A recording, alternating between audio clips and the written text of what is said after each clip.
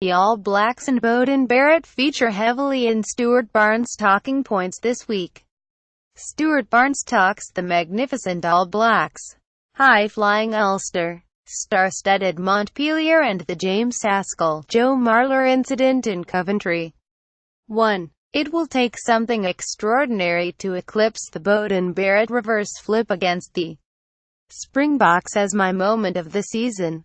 Sitting in front of the screen, quietly eating some breakfast ahead of my drive to Swansea later that morning, my wife thought I was choking to death on my bacon butty as I screamed in disbelief at the beauty and perfection of the play. Barrett's moment of skill for Nihi Milner Scudder's try is one of the moments of the season. Rushing into the room to see what the noise was all about. Even Leslie agreed that this was worth watching. And it is fair to say that Mrs. B isn't one of the world's greatest sporting fans.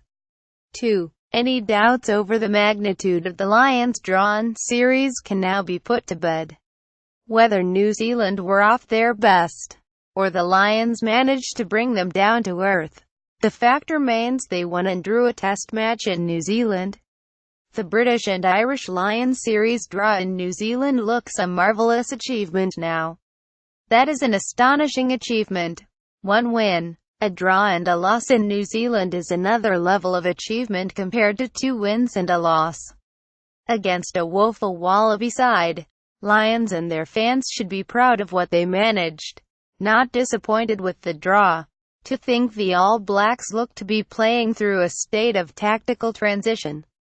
Highlights of New Zealand's 57-0 thrashing of the Springboks in the Rugby Championship.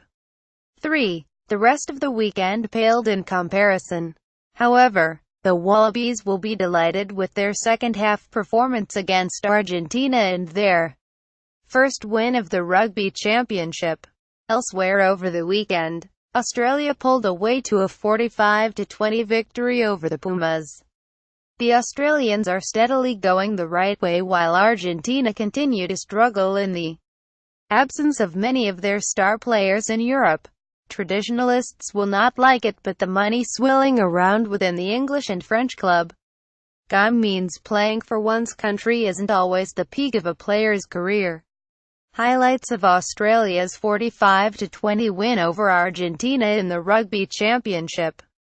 Family security isn't as sexy as running out to represent one's nation, but the money goes further than the memory. Think Charles Piutau. 4. I thought Friday night's second half in Ulster was a pretty good moment until Saturday morning's events. Ulster controlled the game and possession in the first half against the Scarlets, but the champions burst to life in the second period with some sweeping scores.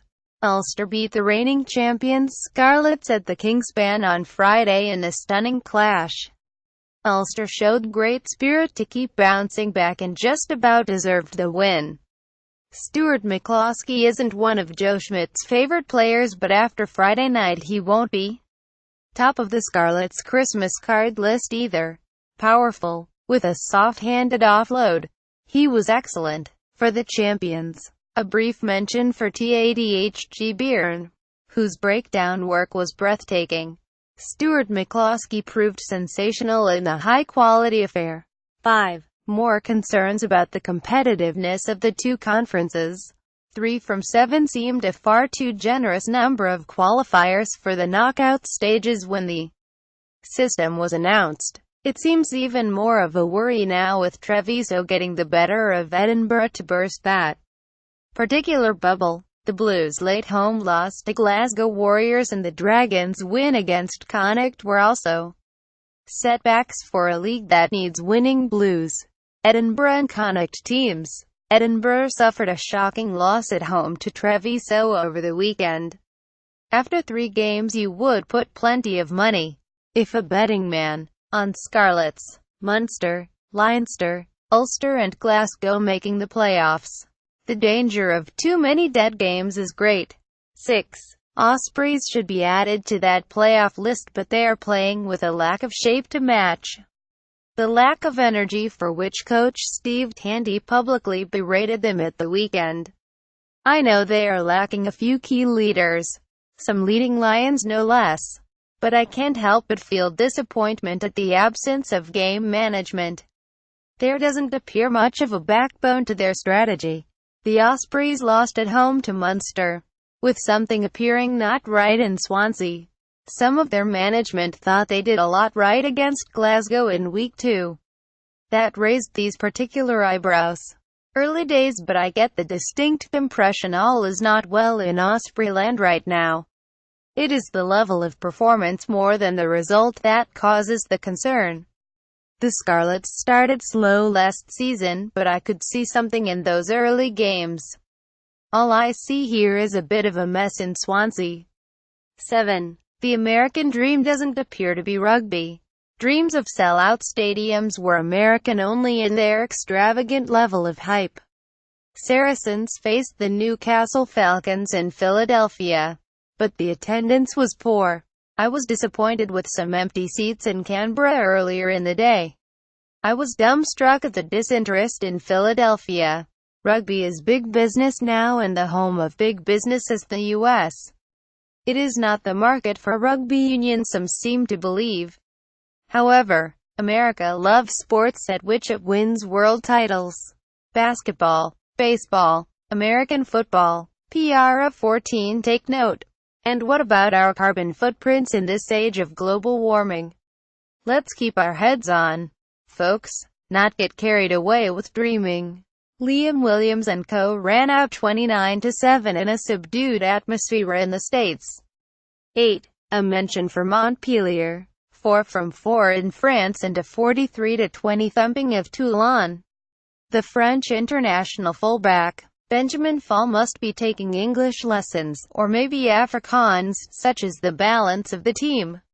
I guess he can always have a chat with Louis Pickamoles while Bismarck and Aaron Cruden weave their Southern Hemisphere spells. It is not great news for South Africa, New Zealand, even France, but it's bringing a smile to the faces of Montpellier supporters. Montpellier destroyed Toulon 43-20 to maintain their perfect start to the season. A lot of people are tipping them for European glory, but I think the top 14 will be the clear priority in this part of the world. Vern Cotter knows how hard it is to win them both. 9. What to make of the Coventry Strangler? James Haskell gave Joe Marler a good and proper throttle in response to the Harlequins prop, pulling twice on his headgear, and then, according to Haskell, and the TV pictures appear to back up his assertion, a squirt of water in the face.